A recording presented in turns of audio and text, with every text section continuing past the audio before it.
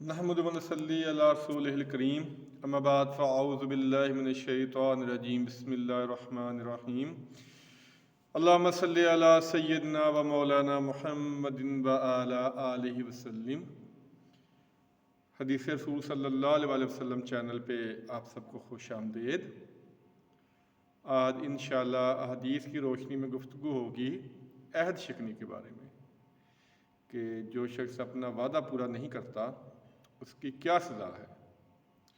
قرآن پاک میں فرمایا گیا ہے کہ اے مومنو اپنے عہد پورے کیا کرو، یقیناً عہد کے بارے میں پوچھ گچھ ہوگی، یعنی وعدہ جو کسی سے کرے وہ پورا کرنا چاہیے کیونکہ وعدوں کے بارے میں پوچھ گچھ لازمی ہوگی۔ یہ قرآن پاک کی آیت ہے اور حدیث کا سلسلہ شروع کرتے ہیں۔ سب سے پہلی جو حدیث ہے وہ بخاری شریف کی ہے، نمبر ہے 3179۔ توجہ اور غور سے سنیے گا، میرے خیال میں تو یہ ایک حدیث ہی کافی ہے اگر عبرت حاصل کرنی ہو۔ 3179 نبی پاک صلی اللہ علیہ وسلم نے ارشاد فرمایا کہ جو شخص کسی مسلمان کا کیا ہوا عہد توڑ دے، یعنی جس شخص نے کسی مسلمان سے کوئی وعدہ کیا تھا اور اس کو توڑ دیا، اس کو پورا نہیں کیا، اس کو نہیں نبھایا، تو اس کی سزا کیا ہوگی؟ اس پر اللہ کی لعنت ہے، تمام فرشتوں کی لعنت ہے اور تمام لوگوں کی لعنت ہے۔ اللہ کرے آپ نے الفاظ غور سے سن لیے ہوں کہ جو شخص کسی مسلمان سے کیا ہوا وعدہ توڑ دے اس پہ اللہ کی لعنت، تمام فرشتوں کی لعنت اور تمام لوگوں کی لعنت۔ پہلی بات یہ ہو گئی، اور دوسرا پھر آگے آپ نے فرمایا کہ اس کا کوئی فرض قبول نہیں کیا جائے گا، نہ ہی اس کا کوئی نفل قبول کیا جائے گا۔ اللہ کرے آپ کی سمجھ میں پھر آ جائے، میں دوبارہ دہرا دیتا ہوں کہ وعید اتنی سخت ہے کہ مجھے تو کیا کہوں میں اب، کہ آپ صلی اللہ علیہ وسلم نے ارشاد فرمایا کہ جو شخص کسی سے کیا ہوا وعدہ توڑ دے اس پہ اللہ کی لعنت، تمام فرشتوں کی لعنت اور تمام لوگوں کی لعنت۔ اس کا کوئی فرض قبول نہیں کیا جائے گا، اس کا کوئی فرض قبول نہیں کیا جائے گا، اس کا کوئی نفل قبول نہیں کیا جائے گا۔ یہ بخاری شریف کی آپ کو میں روایت سنا رہا ہوں، میں کوئی یہ اپنی طرف سے حدیث نہیں بیان کر رہا، کوئی نمبر میں نے بتا دیا ہے کہ ہم تو معمولی سی چیز سمجھتے ہیں عہد شکنی کرنا اور وعدہ خلافی کرنا اور کسی کو تنگ کرنا یا انتظار کروانا، یہ تو ہم اپنا فرض سمجھتے ہیں، کہہ دیتے ہیں ہم جی فلاں وقت پہ ہم آئیں گے یا فلاں کام ہم کریں گے، لیکن اس کو کرنا اپنی توہین سمجھتے ہیں۔ ایک اور روایت ہے بخاری شریف کی ہے، وہ بھی 3178 نمبر اس کا ہے، اور اس کے راوی ہیں عبداللہ بن عمر رضی اللہ تعالی عنہ۔ روایت کرتے ہیں نبی پاک صلی اللہ علیہ وسلم نے فرمایا منافق کی 4 علامتیں ہیں، ایک جگہ 3 ہے ایک جگہ 4 ہے، کہ اگر ان میں سے وہ علامت کسی میں پائی جائے گی تو وہ خالص منافق ہوگا۔ کون کون سی علامتیں ہیں؟ بات کرے تو جھوٹ بولے، پہلی علامت منافق کی پہلی علامت، جب بات کرے گا جھوٹ بولے گا، وعدہ کرے تو اس کے خلاف کرے، یعنی وعدہ پورا نہیں کرے گا، اور جو منافق ہوتا ہے وہ کافر سے زیادہ خطرناک ہوتا ہے۔ تو یہ آپ سن رہے ہیں کہ پہلی بات کرے تو جھوٹ بولے، وعدہ کرے تو خلاف کرے، جب لڑے تو بد کلامی کرے، جب لڑے تو بد کلامی کرے، یہ منافق کی علامتیں ہیں۔ اس میں بھی کیا چیز بتائی ہے؟ وعدہ خلافی، اور یہی روایت مسلم شریف میں بھی موجود ہے، وہاں اس کا نمبر ہے 212۔ اور مسند احمد کی جو روایت ہے وہ میرے خیال میں تو سب سے زیادہ خطرناک ہے، کہ آپ صلی اللہ علیہ وسلم نے ارشاد فرمایا کہ جو شخص وعدہ پورا نہیں کرتا اس کا کوئی دین نہیں، اس کا کوئی دین نہیں، اس کا کوئی دین نہیں۔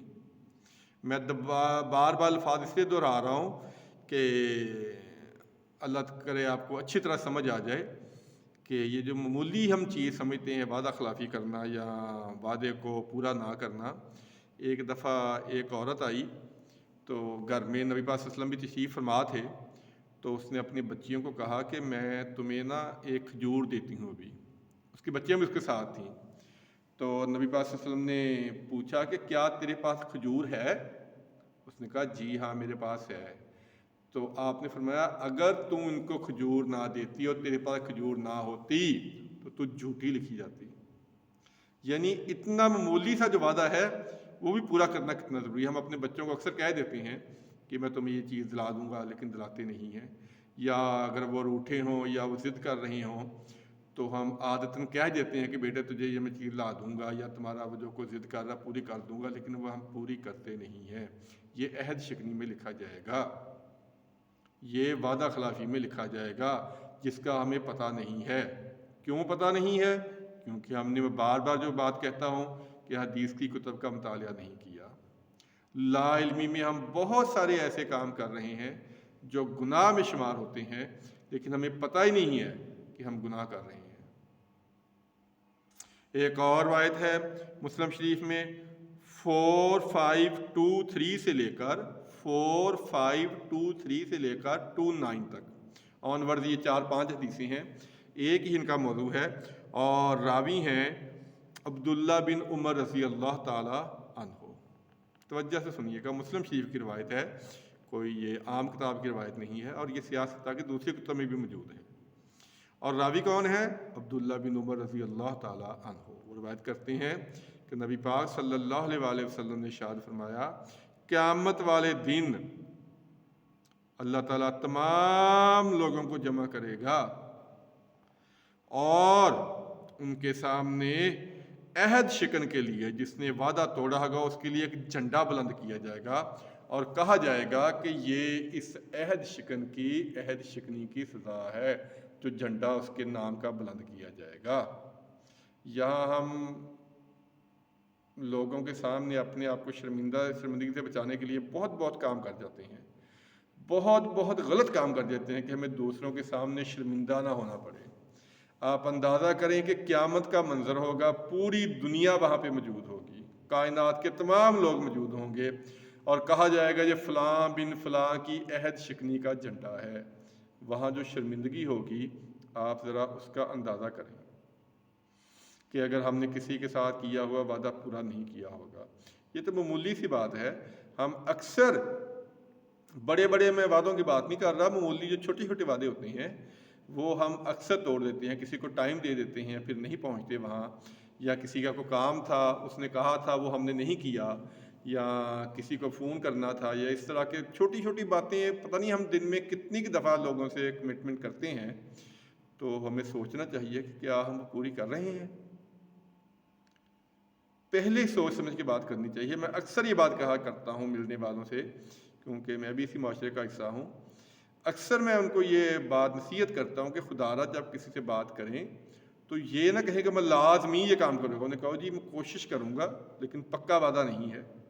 اگر آپ نے پکے وعدے کا لفظ استعمال کر لیا یا ویسے ہی کر لیا کہ جی انشاءاللہ میں ضرور کروں گا، میں وعدہ کرتا ہوں، تو پھر آپ شریعت کی ان حدود پہ آ جائیں گے جن کا بھی میں نے ذکر کیا ہے.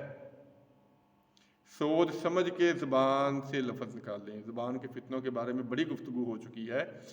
اس کا جو استعمال ہے غیبت، چغلی، بہتان بازی اور اس کے علاوہ یہ وعدہ خلافی میں بھی زبان استعمال ہوتی ہے.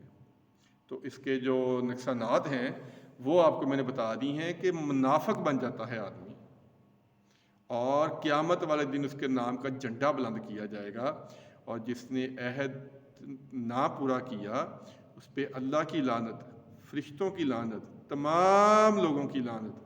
اور سب سے بڑی بدقسمتی وہ جتنی مرضی فرض نمازیں پڑھتا رہے، جتنے مرضی نوافل پڑھتا رہے، اس کی کوئی چیز قبول نہیں ہوگی. یہ میں نہیں کہہ رہا، کہ نبی پاک صلی اللہ علیہ وسلم نے فرمایا ہے. میں تو بس میری تو ناقص زبان استعمال ہو رہی ہے. یہ جو ارشادات ہیں وہ میں نبی پاک صلی اللہ علیہ وسلم کے بیان کر رہا ہوں. یہاں پہ بخاری شریف ہے، مسلم شریف ہے، آج صرف انہی کی روایت ہے میں بیان کر رہا ہوں. یہ جو روایات ہیں یہ سیاستہ کی دوسری کتب میں بھی موجود ہیں کہ جو عہد شکنی ہے یہ سخت گناہ ہے. قرآن پاک میں بھی میں نے پہلے اسی کا کوٹ کیا تھا کہ اللہ تعالیٰ فرماتا ہے مومنو اپنے وعدے پورے کیا کرو کیونکہ وعدوں کے بارے میں پوچھ گچھ ہوگی. اور مسند احمد میں میں دوبارہ رپیٹ اس لیے کر رہا ہوں کہ ہم اس چیز کو معمولی سمجھتے ہیں. آپ نے فرمایا تھا جو وعدہ نہیں پورا کرتا اس کا کوئی دین نہیں، اس کا کوئی دین نہیں. اب اس سے سخت جو کوئی وعید میری سمجھ میں تو نہیں آ رہی. اس لیے خدا را جب بھی کسی سے وعدہ کریں، چاہے چھوٹا ہو یا بڑا ہو، سوچ سمجھ کے کریں. اور اگر آپ نے ایک دفعہ کر دیا تو پھر اس کو ہر حال میں پورا کریں. بدقسمتی سے 95% یا 90% لوگ ایسے ہیں جو وعدہ پورا نہیں کرتے. یہ مشاہدہ دیکھنے میں آیا ہے. اکثر یہ ایسا ہی ہوتا ہے کہ لوگ ٹائم دے دیتے ہیں یا کام کا وعدہ کر لیتے ہیں لیکن وہ پورا نہیں کرتے، اور انہیں پتہ نہیں ہے کہ اس کا چھوٹے سے جو ہم نے کسی کو تکلیف دی اس کا گناہ کتنا بڑا ہے. اس کا گناہ بہت بڑا ہے. اللہ تعالیٰ سے دعا ہے اللہ تعالیٰ سمجھنے کی توفیق عطا فرمائے.